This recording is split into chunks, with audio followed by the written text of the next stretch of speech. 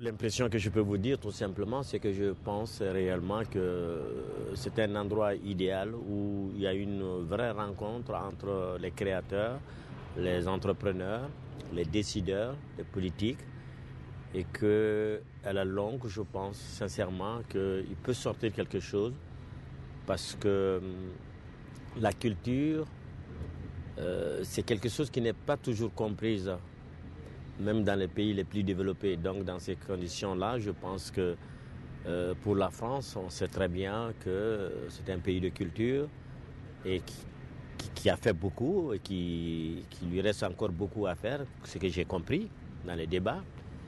Et j'étais très heureux vraiment de participer à ces débats parce que à des moments donnés, je pensais que nous n'étions pas sur la même planète compte tenu de l'évolution des choses.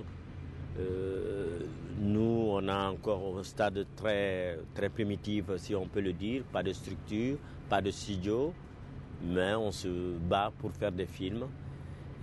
Les uniques salles qui existaient, finalement, il y a eu des décisions politiques qui ont fait que toutes ces salles ont été liquidées en bout de 15 ans.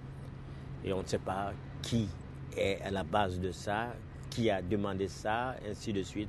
Ce qui fait que le continent noir se trouve orphelin des salles, ce qui fait des milliers et des millions d'enfants se trouvent aujourd'hui sans salle. Et bon, c'était le lieu de le dire, quoi. Voilà ce que je peux vous dire.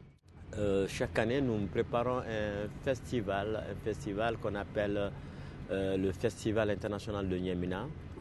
On appelle ça culture et développement. C'est-à-dire que le cinéma a décidé, malgré nos difficultés, d'aller vers d'autres gens qui ont plus de difficultés que nous, parce que nous pouvons nous considérer comme des chanceux. Et ces gens, ils sont isolés de tout. Et donc nous essayons de trouver une solution pour qu'ils se reprennent en main. Et nous créons cela. L'année dernière, nous avons rendu un hommage au cinéma français dans ce village-là, et ça a été un accueil très favorable, très positif. Et cette année, nous invitons les gens à venir. Niamina, c'est à 90 km de Koulikoro. Koulikoro est à 60 km de Bamako. Un endroit très agréable puisque c'est au bord du fleuve Niger. Je vous assure que on se donne rendez-vous. C'est du 15 au 18 décembre là. Et comme c'est chaque année, je pense que voilà,